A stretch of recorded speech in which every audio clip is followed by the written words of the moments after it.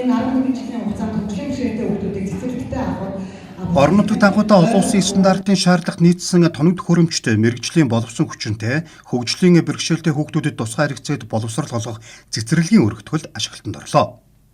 2013 онд нэгдсэн 7 дугаар цэцэрлэг маань 15 оноос эхлээд өөрсдийн сайн дурын үндсэн дээр цэцэрлэгийн эрхлэгч мөн ажилтаа албан хаагчдын нэр хөдөлмөрийн үр дүнд ердийн цэцэрлэг дэрэгдээ тусгай хэрэгцээд хүүхдүүдийг авч хичээлж эхэлсэн. 15 оноос хойш эхэлсэн энэ үйл ажиллагаа маань өргөжөж бид нар 21 онд цэцэрлэгийн үйл ажиллагаатай танилцахдаа энийг тусад нь гаргасан юм өргөтгөлтөө цэцэрлэг бий болгоё гэдэг санаачлагыг дэвшүүлсэн. 22 оны төсвөрт эхэлсэн энэ ажил маань боловсролын шинжилсэн хуулиар бас үйл ажиллагаанд зогсож бас саатал учирсан. Учир нь тусгай хэрэгцээд хүүхдийн тусгай цэцэрлэг байж болохгүй гэдэг ийм асуудлыг хөндөж тавьсан.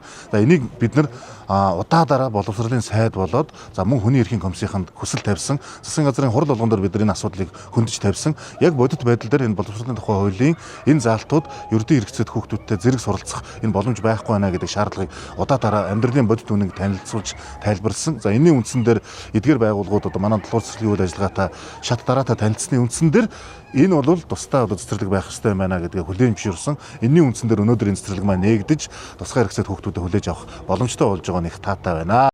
7 дугаар цэцэрлэгийн өргөтгөл нь улсын төсвийн 5.3 тэрбум төгрөгийн өртөгтэй 100 хүүхдийн хүчин чадалтай нийт 18 өрөө 3 бүлэгтэй усан засал, хил, хөдөлмөр, сэтгэл, гэрлэн, спорт, хэмнэлт засал зэрэг бүх төрлийн заслын үйлчилгээ хийх зориулалттай өрөө танхимтай юм а.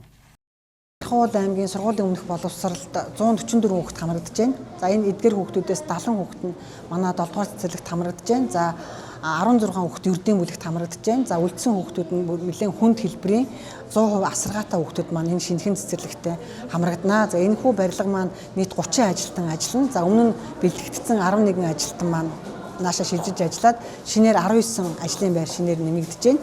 Энэ барилга ашиглалтанд орсноороо хөгжлийн бэрхшээлтэй хүүхдүүд маань 9 төрлийн сэргээн цэцэрлэг хамрагдана.